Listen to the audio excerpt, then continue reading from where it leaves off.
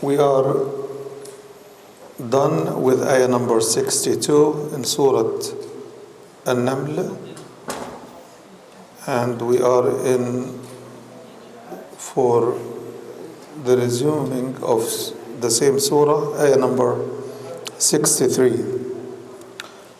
In this section, Allah subhanahu wa ta'ala displays His bounties and raises and repeats a rhetorical question. أَإِلَهٌ مَعَ اللَّهِ? Is there ilah with Allah?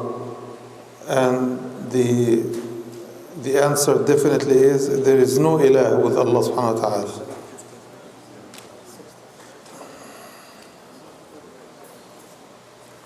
Surah An-Naml, Ayah 63.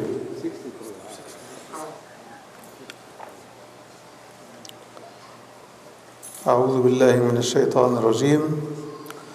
أَمَّن يَهْدِيكُمْ فِي ظُلُمَاتِ الْبَرِّ وَالْبَحْرِ وَمَن يُرْسِلُ الرِّيَاحَ بُشْرًا بَيْنَ يَدَيْ رَحْمَتِهِ أَإِلَهٌ مَعَ اللَّهِ تَعَالَى اللَّهُ عَمَّا يُشْرِكُونَ. Is there anyone other than He, Allah? Isn't He, Allah, the one who guides you in the darkness, on land and in the sea?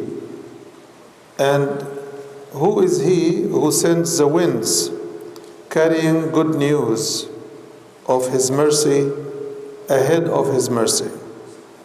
Is there an ilah with Allah? Is there a God with Allah subhanahu wa ta'ala? Ta'ala Allahu amma yushrikun. Exalted is Allah above all they associate with Him. أَمَّن يَبْدَأُ الْخَلْقَ ثُمَّ يُعِيدُهُ. Who is He who started the creation? And the verb here is coming in the present tense. Who is starting creation? Because Allah never stopped creating. Is always إِنَّ رَبَّكَ هُوَ الْخَلَّاقُ الْعَلِيمُ. There is always something being created by Allah. So creation never stopped. We think after we came here that the creation finished when we came. But we know that life keeps coming by the will of Allah subhanahu wa ta'ala. He says be, and it is. So Allah keeps creating, and that's why He's using the present tense. أَمَّن يَبْدَأُ الْخَلْقَ. Or else, who is He who is starting the creation, and then He turns it back. ثُمَّ يُعِيدُ. Life starts from death. Life starts from nothing. But there is no such a thing as nothing. Right? Man is created from dust.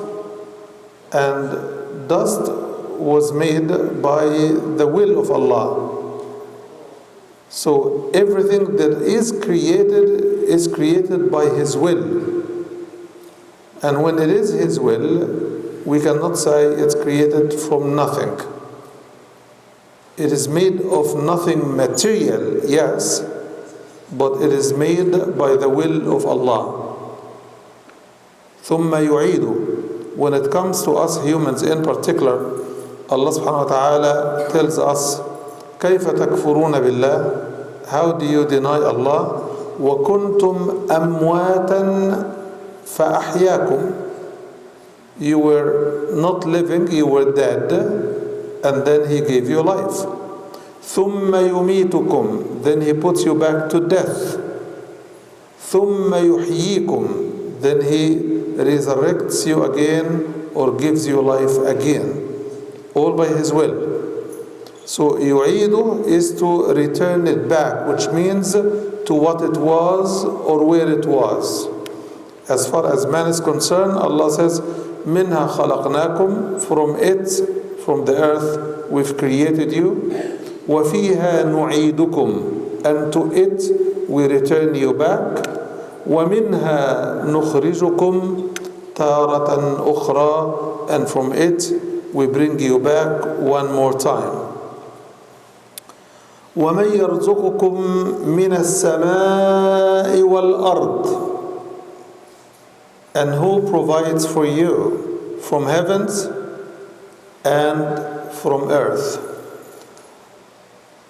We know the ayah which Allah subhanahu wa ta'ala tells us in it, وَفِي السَّمَاءِ رِزْقُكُمْ, your provision in fact is in heaven. What do we use for provision? We use plants for food, we use animal for food. And what do they need to grow, whether plants or animals? They need water. So Allah subhanahu wa ta'ala, as He swears, وَرِزْقُكُمْ فِي السَّمَاءِ وَمَا تُوعَدُونَ فَوَرَبِّ السَّمَاءِ وَالْأَرْضِ إِنَّهُ لَحَقٌّ مِثْلَ مَا أَنَّكُمْ تَنْطِقُونَ.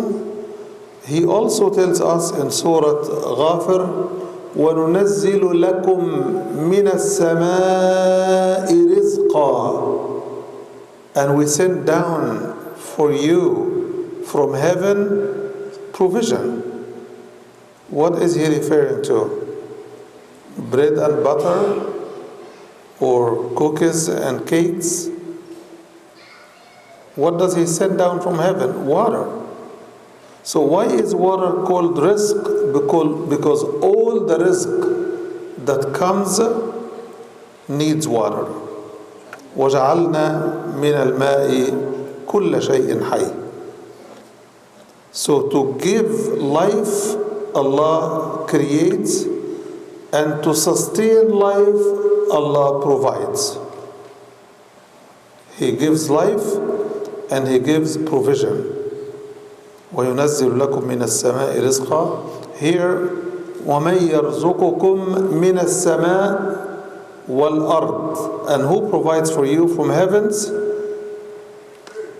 And the starting with heaven is to entrench the understanding and to clear the understanding that when we get something that we cultivate in the land, we think, I cultivated it, right? When we manufacture something, we say, I did it, we did it. So Allah starts with what comes from heaven. مَن يَرْزُقُكُم مِّنَ السَّمَاءِ وَالْأَرْضِ. Nothing happens on earth unless it's approved from heaven. Allah teaches us what we do not know. Even angels said, لا علم لنا إلا ما علمتنا. We have no knowledge except the knowledge you taught us. Period. We humans should be more humble than that, because we know for a fact, with all those discoveries which we know we are stumbling upon, these are not our ingenuity, ingeniosity, and all of that. Allah could have given previous generations all of that, right? But it's up to His will when to unlock the secrets of matter, of materials, of life, of the living. And after all, it is Allah who has given the characteristics to every matter there is. Every matter Allah created, الذي أعطى كل شيء خلقه ثم هدى. Allah subhanahu wa ta'ala gave everything its qualities, it is intrinsic qualities, and then He guided us how to use it. He guided us how it works. So even our invention is a rizq. It is a gift from Allah subhanahu wa ta'ala. So whether it comes from heaven or from earth. Why does he mention heaven first as a source? Because he wants to let us understand that it is out of our hand. Completely out of our hand. And Allah does not hide this fact. قُلْ أَرَأَيْتُمْ إِنْ أَصْبَحَ مَاؤُكُمْ غَوْرًا. The water that you get from the wells, right? If this water goes deeper in the earth, فَمَنْ يَأْتِيكُمْ بِمَاءٍ مَعِينٍ. Who is going to give you that sweet, nice, cool water? You couldn't reach it on your own. So Allah subhanahu wa ta'ala is trying to tell us, humble yourself. You can't get here without Him. You can't live and sustain yourself without Him. And when He decides, you will leave and you will have no saying. How much more humbling could it be? This is as humbling as it can get. You have no control over your creation. You have no way to resist your departure. And in between, you are caged in His mercy. If He wants to give you much, He would. If He wants to give you a little, He would. And you can do nothing about it. This is humbling. So the purpose of the ayah is to humble us before Allah subhanahu wa ta'ala. أَإِلَهٌ مَعَ اللَّهِ. Is there any partner, any God, any associate with Allah that controls any of that? أَإِلَهٌ مَعَ اللَّهِ. There is no ilah with Allah. قُلْ هَاتُوا بُرْهَانَكُمْ إِن كُنْتُمْ صَادِقِينَ. Bring your proof if you are truthful. قُلْ لَا يَعْلَمُ. The finish line of this section. قُلْ لَا يَعْلَمُ مَنْ فِي السَّمَاوَاتِ وَمَنْ فِي السَّمَاوَاتِ وَالْأَرْضِ الْغَيْبَ إِلَّا اللَّهِ. No one in heavens or in earth knows the unknown or the unseen except Allah subhanahu wa ta'ala. We call al-ghayb the unseen because the world that we live in is a tangible, visible world. عالم الشهادة. The opposite is عالم الغيب. The true translation is the hidden world. Hidden. What is hiding? عالم الغيب from us? Allah. One of the things, if you go to the cemetery and just imagine that this unseen world is really visible to your eyes. So you see a good person, right, is enjoying himself in a piece of paradise. And you see someone else who was rebellious, disobedient, tyrant, whatever you call them, is in torment, in the grave. If you could see this and hear their voices, could there be left anything to convince you but to force you to believe? It wouldn't require belief because you are compelled. You would freak out. So Allah, to keep our free choices uncompelled, He hid from us part of the unseen world. But He shows us some part. We see people dying. We see people who were very healthy become very sick, and they die in front of our own eyes. Very powerful, very healthy person, just in seconds or less, he's gone. He cannot talk, he cannot fight, he cannot speak, he cannot move, he cannot even ask if he needs things. He's left in front of us.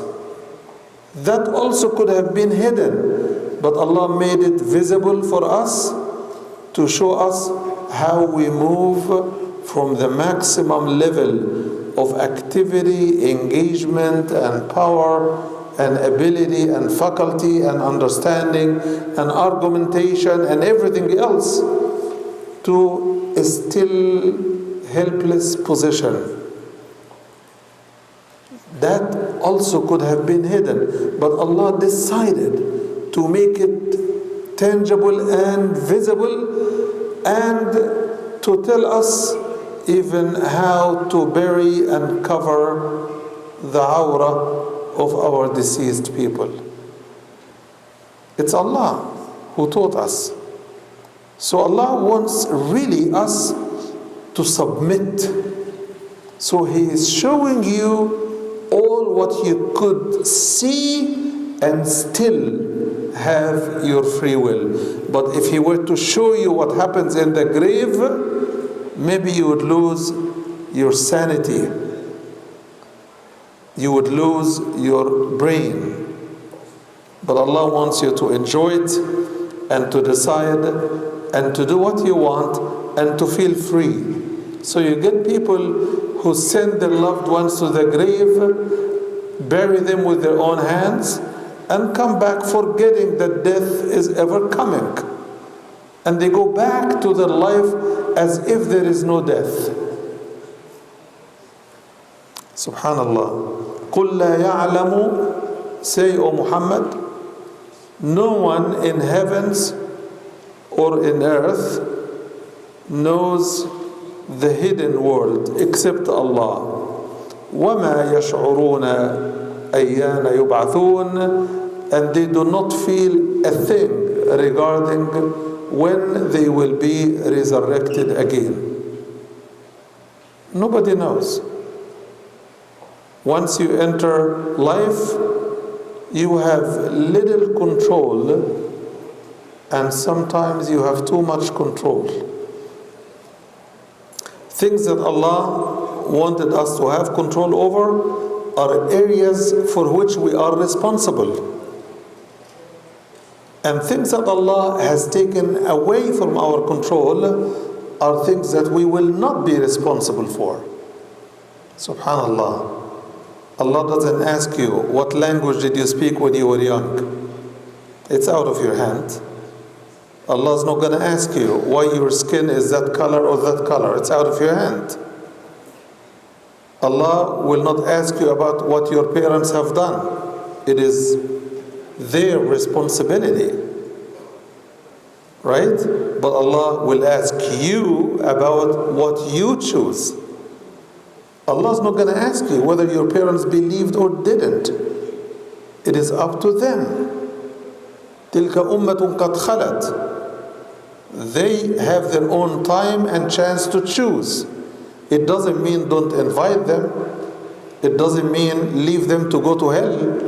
It means it is out of your control whether or not they believe. Ibrahim did not have control over whether or not his father believed, but he never stopped doing da'wah until his father told him, I will stone you to death. Then he said, I'm leaving you alone. Nuh never stopped inviting his son until his son was taken over and drowned by the flood, but he never stopped. Exercising your responsibility towards others does not mean that you are responsible for their decisions. They are. But your children, you are responsible for their decision. You are also responsible for their choices if you put them in an environment that makes them go in the wrong direction under your watch, and you don't give them a hand, and you don't do your best to either protect them from the environment or move them to an environment that will support your faith and your tarbiyah, so that your children must be secure. It is your responsibility, and you will be asked about it. Allah subhanahu wa ta'ala says, يَا أَيُّهَا الَّذِينَ آمَنُوا قُوا أَنفُسَكُمْ وَأَهْلِيكُمْ نَارًا.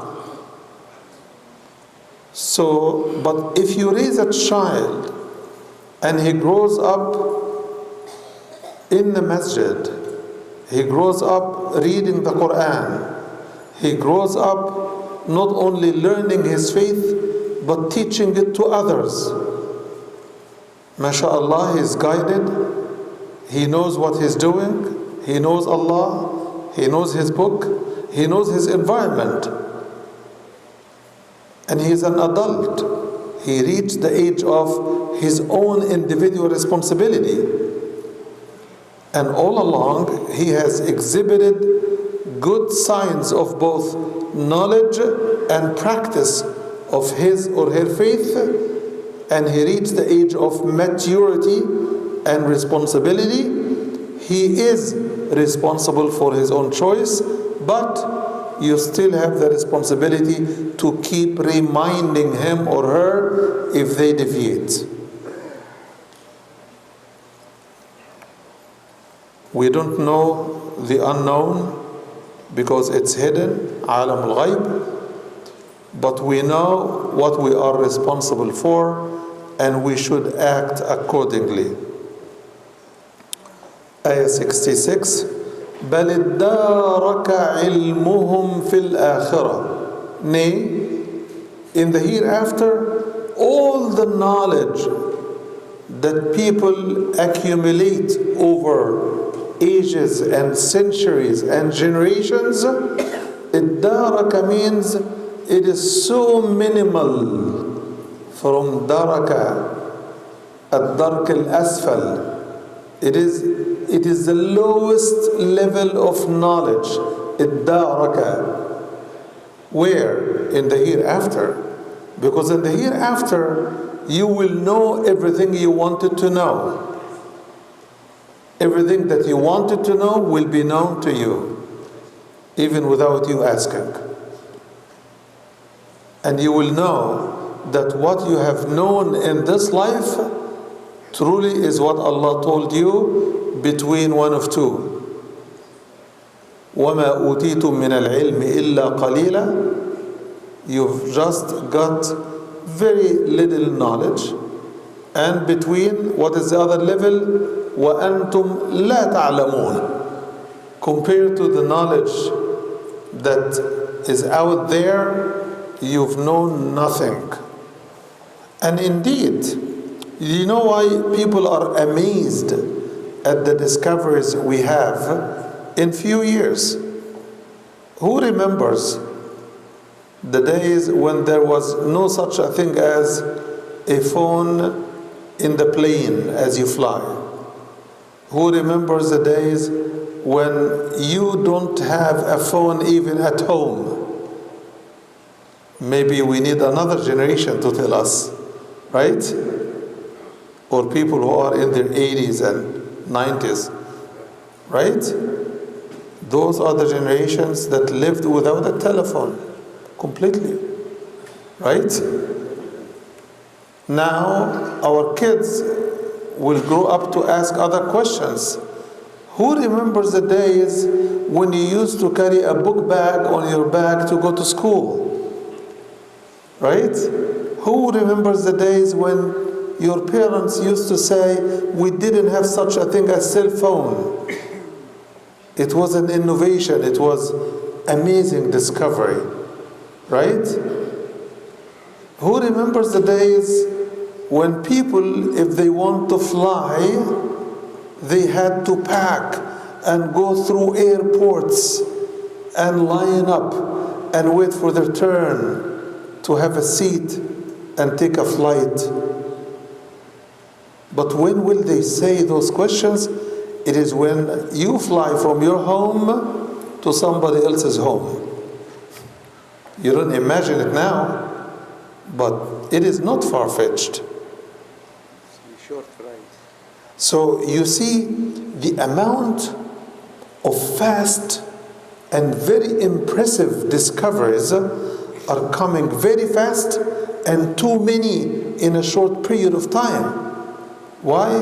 Because we are getting to the closest time to the end of time. We're getting very close. Nobody knows when. Nobody knows exactly when, but Islam told us that there are signs for those days. When they get close, there would be signs. Many, if not all, of the small signs of the coming of the Day of Judgment have already come and gone. We're living with many of them. We are living. One of them, kathratul haraj, the prevalence of death, killing, murder.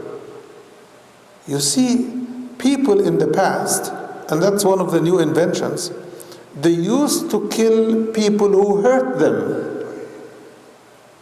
If somebody attacked you, it used to be that you respond in kind. If he pushes you, you push him back. Now, no. You don't have to hurt anybody for someone having a gun to kill you because he enjoys it. He doesn't know you. He doesn't know why he would kill you. Al-Hadith says, لا يعرف القاتل من قتل ولا فيما قتل ولا يعرف المقتول من القاتل ولا فيما قتل. You don't know who the killer is, and you don't know why he killed you. We are already in this time. People kill people from thousands of miles away, not knowing what they are doing, except that they are destroying the lives of others. As the word the others is referring to non-humans. But even non-humans have rights. Animals are now given more rights than humans in some societies. So anything that is not known completely, we have signs to tell us how possible and close by it is. Everything is very close. And that's why Allah subhanahu wa ta'ala says, وَيَسْأَلُونَكَ مَتَى هُ. They ask you, when do you think it is? قُلْ عَسَى أَن يَكُونَ قَرِيبًا. Maybe it is very close. In fact, Allah assures us, saying, إِنَّهُمْ يَرَوْنَهُ بَعِيدًا. People see the Day of Judgment way far. Nobody knows means it's not coming. As we typically live, we live by our faculties, and we all are aware of the proverb that says, بعيد عن العين بعيد عن القلب. If something is far away to see, it is far away to feel. So you don't feel the coming of the Day of Judgment. Even the signs are all around you. أن ترى الحفاة العالة رعاء الشاء يتطاولون في البنيان. There is a video, I wish you could all watch it. It's a video about the fastest developed city in the world. It is called Dubai, United Arab Emirates. Have anyone seen that movie? Huh? It's a documentary. A British journalist went to visit Dubai when it was a desert and when it became a desert with skyscrapers. It's still a desert, but with skyscrapers. But you see, what kind of life is there? And you wouldn't see the life of the lay workers. That becomes invisible, unimportant, negligible, zero. But you'll see the life of the wealthy, the glamorous, the luxurious life that people have invented. They are building this life as if there is no death.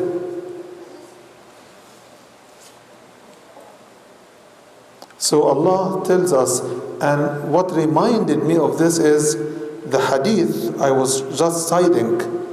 It says, ترى الحفاة العراة العالة رعاء الشاة يتطاولون في البنيان. You will see how their choices of the type of buildings they have is only driven by being higher than the neighbor. And the higher the better. So they already started يتطاولون في البنيان. They are racing to build the higher towers. The higher towers. That's what they are. Is this a sign of the coming of the Day of Judgment? It is a sign.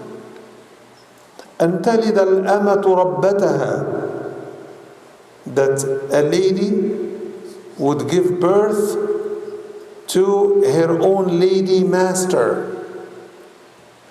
Daughters now are telling their moms what to do and what not to do. And in fact, it has turned, unfortunately, in some households, that the girl gets married and she has a job and she gets her mom to become her servant, literally her servant. So it is not enough that she served her 20 some years when she was young. No, she is back on the job. But not only that, she treats her like a servant. Girls are yelling at their mother as if they were servants. And they are paying them money to live as servants. This is what the hadith is talking about. So the signs of the Day of Judgment that the Prophet had told us about are already here. So when we say it is close, it means it is close. And the signs of the Day of Judgment did not pop up in the 20th century. From the day the Quran came, Allah says, فَقَدْ جَاءَ أَشْرَاطُهَا. The signs of the Day of Judgment started to come. The splitting of the moon and all of the other signs have already started to come from those days. And this is just to show us how incalculable it is to determine the Day of Judgment. So when you watch or see any documentary or movie or anything on YouTube or elsewhere saying the Day of Judgment is coming in 2000 or 2005 or 2022, all of these have nothing to do with truth. Truth is, if you determine a date, it is not the date. Because Allah said, nobody knows it but Allah. لا يجليها لوقتها إلا هو. No one unveils it except Him. And here, He is the only one who knows the unknown. قل لا يعلم من في السماوات والأرض الغيب إلا الله وما يشعرون أيان يبعثون. Ayah number 66. بل ادارك علمهم في الآخرة. Indeed, their knowledge has gone so low, both in level, in depth, and in amount, compared to the knowledge of the hereafter. بل هم في شك منها. They are still doubting. They are still doubting the Day of Judgment and its coming. We have some Muslims who are living by the motto احييني النهارده وموتني بكره. انت مش مصري مش هتعرف الموضوع ده. تعال مصر ونشرح لك. احييني النهارده وموتني بكره. Give me life today and then put me to death tomorrow. Because the Egyptians also have a joke about the word tomorrow. It's nice just to illustrate what is meant by their belief, their system, that they say, give me life today and give me death tomorrow. There is a reason behind it. And the reason can be illustrated in their joke. In the joke, they say that a person opened a restaurant and he put a sign on the entrance saying, food is for free tomorrow. So the first day he opened and the sign is on the door. So people flocked into the restaurant. And if it's free, you fill up as much as you want, as much as you can. So they do. But the exit is only one way on the other side of the restaurant. So they come to exit, and the owner is standing with the cashier machine. Did you eat? Yes. You like the food? Yes. Was it delicious? Great. Pay. He says, no, you said free. He said, yeah. But I said tomorrow. I didn't say today. You see where they are coming from? They are coming from the assumption that tomorrow never comes. Tomorrow will always be tomorrow.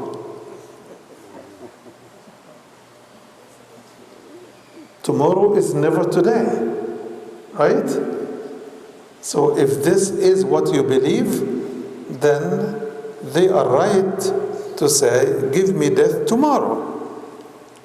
Because tomorrow they will tell you, give me life today. So death is always put in the timeless zone. No one has to worry about it, according to my fellow Egyptians. بل هم في شك منها. They doubt the seriousness of the Day of Judgment. And some of the ways that people doubt the seriousness of the Day of Judgment is using false logic. I keep bringing that term because I hope that you grasp it. We are living by more false logic than rational logic. بل ادارك علمهم في الآخرة بل هم في شك منها. They are only living in doubt. So one of the ways to explain and assert their doubt in Al-Akhirah, as I said, is to use false logic. What is false logic? False logic is when they say, Ya akhi, don't badger him. Allah is Ghafur Rahim. Let him sin, let him do whatever he wants. Allah is Ghafur Rahim.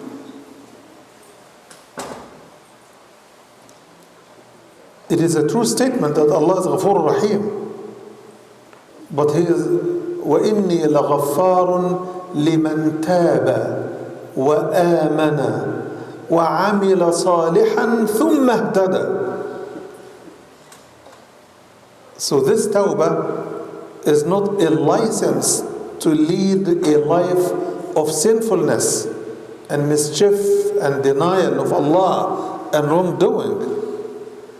He is forgiving for those who seek forgiveness and offer repentance to Allah and promise not to go back to the same sin and not to dare Allah with their sins. يغفر الله إلا للمجاهرين. If you go public with your sinfulness, you are daring Allah. Who could dare Allah and be safe? So people use false logic, saying Allah is Ghafur Rahim. Don't worry about it. So they live in doubt. Where is the doubt in that statement? The doubt is that they throw in that statement that since He is Ghafur Rahim, don't tell me that He is Shadidul Iqab, because I don't want to hear it. What do they do with this? يَعْمَهُونَ. They blind themselves by ignoring the facts they don't like, even if those facts are part and parcel of the holy names and holy attributes of Allah subhanahu wa ta'ala. They deny. They don't deny it theoretically. Of course, I know Allah is Shadidul Iqab, but people who started to pop up in the society today saying, I am a Muslim, but I don't pray. I am a Muslim, but I don't practice. I am a Muslim, but I am not affiliated with any mosque. I am a Muslim, but I never pray Friday. So those are intended to redefine Islam for our subconscious, so that it settles in our subconscious that there could be a Muslim who doesn't pray. The Prophet ﷺ says, بين المرء وبين الكفر ترك الصلاة. The distance between a man and disbelief and denial of Allah is nothing more and nothing less than ignoring prayer. People say, I don't pray, but I am a Muslim. But they don't say it like this, because if they say it like this, it becomes a claim about what maybe they have a seed of it in their heart, but they have never nurtured it. Like if you have a seed on the stone in your garden, will it ever become a tree? Could you ever call it a tree? Even if it is a seed of a tree, but it is sitting on a dry stone in your garden, will it ever turn into a tree? Some Muslims, their faith is like a seed on a dry stone in a desert. But they claim that I am a Muslim. So if they were to say, I don't pray, but I am a Muslim, maybe they are regretting not praying. But when they say, I am a Muslim, but I don't pray, that is daring. They are daring you to tell them, no, you're not, unless you pray. But much worse, they are trying to make you accept the statement by repetition. When you see so many people saying the same statement, I am a Muslimah, but I don't wear hijab. I am a Muslimah, but I don't care what my husband asks me to do. I am not going to listen to him. I am a Muslim, but I don't care about my in-laws. I just don't want my wife to connect with her in-laws. I don't want her to connect with them. So I am a Muslim, but I am my own God.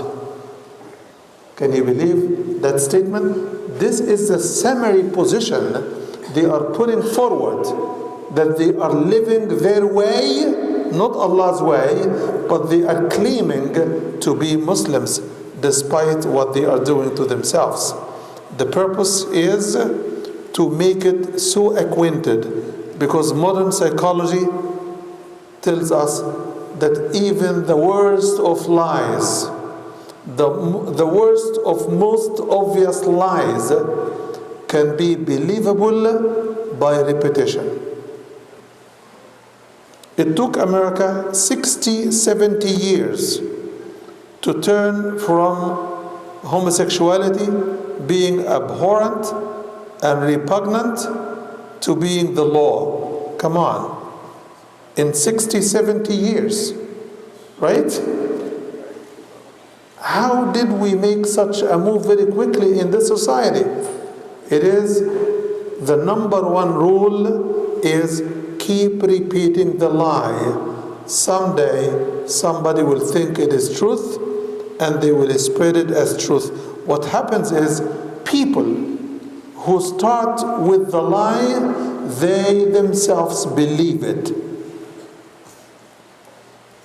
And there is a joke from the Arab culture about a man, a folklore man, fictitious character called Juha.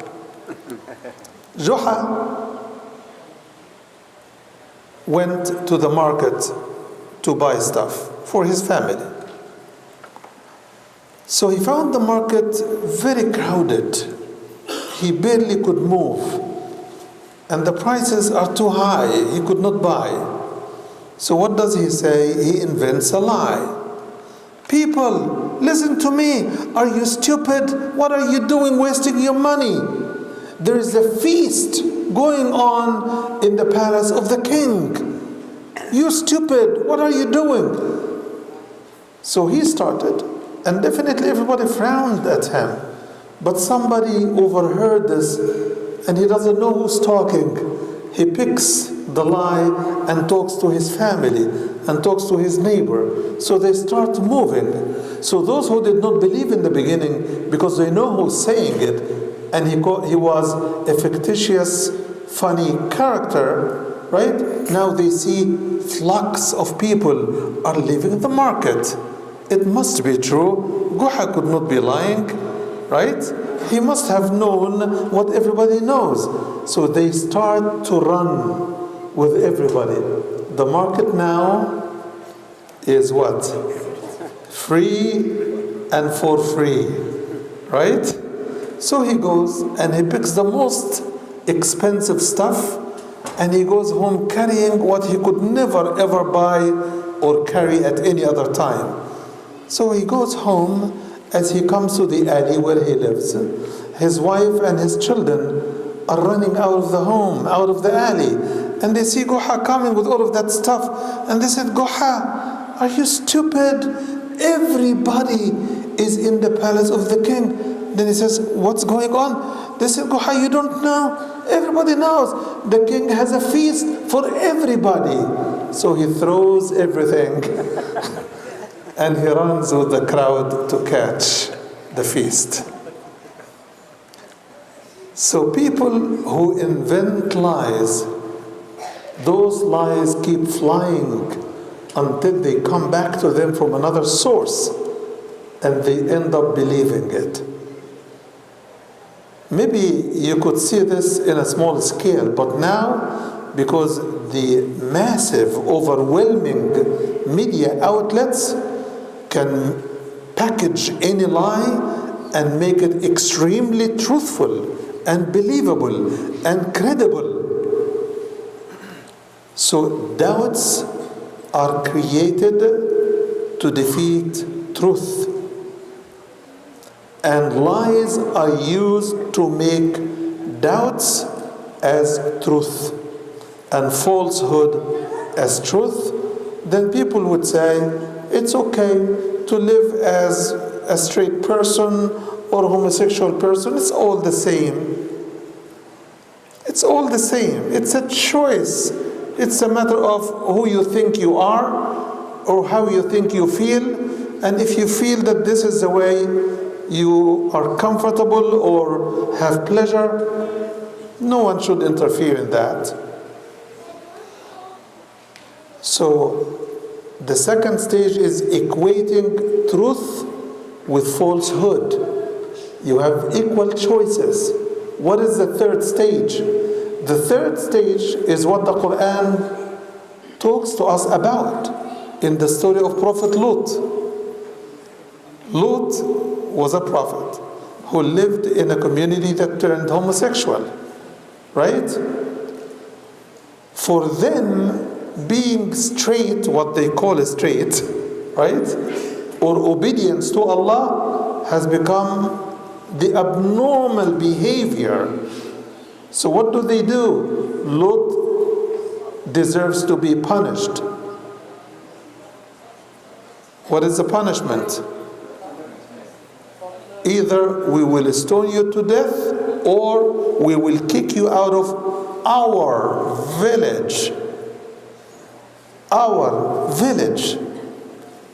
It became theirs because everybody does it, except for Lut. Lut is a cast out. Lut will be outcast of the whole society. In the beginning, he will be ostracized because he's strange. But then if he speaks, there is a punishment. If you speak against the new truth, with your perceived falsehood, you will be seen as a criminal and the law will be against you. So following lies is a dangerous path. It's very dangerous because it changes the culture. Slowly but surely, in due time, the whole society will be upside down. Don't look at your generation.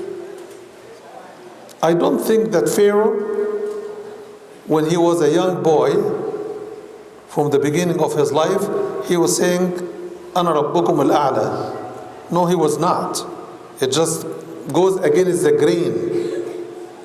But when he became powerful, when he became wealthy, when he thought he could do without Allah, he thought he was Allah. كَلَّا إِنَّ الْإِنسَانَ لَيَطْغَى. At a point, أَن رَآهُ اسْتَغْنَى, when he thinks that he can do without. So it's a matter of perception. So if you follow lies, one day somehow you will be a lie follower and you will become susceptible to lies. Then you will become a believer in lies. Then you will become a tool spreading lies and teaching lies. So now one of the most prevalent lies we have that almost everybody believes in is the evolution theory. Right? How many scientists and how many lay people and how many highly educated people believe it is the truth. And anyone who speaks about creation or creationism as they call it, they are liars. They cannot prove it. You were not there, but science was there. Their science, their lies were there. They can prove it in the lab. But Allah, to protect us against lies, He taught us all necessary truth that we needed to learn in the Quran. That we are created, that manners matter, that obedience and commitment to Allah matters most, both to our survival, to our safety, and to our fate.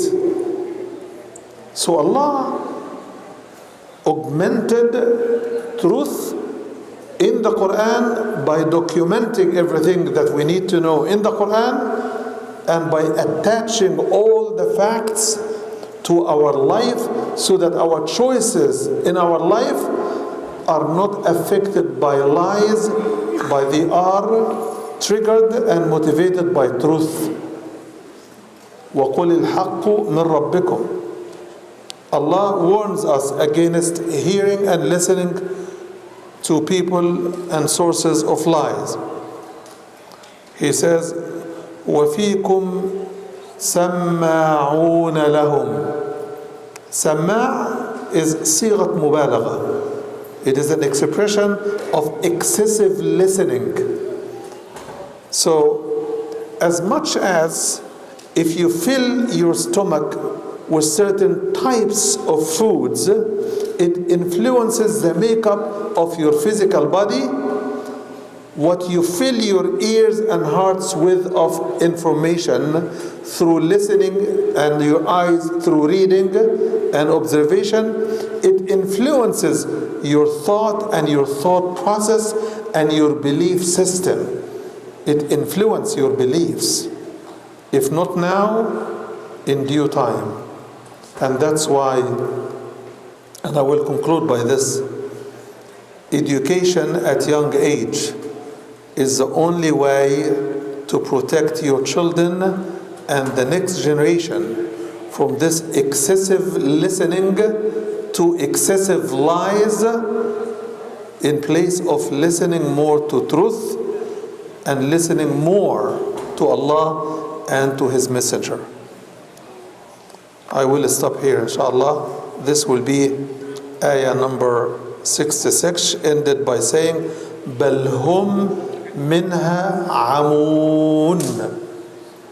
As far as the hereafter, people who listen to lies and fabricated artificial truth, they end up being blinded by the new false truth.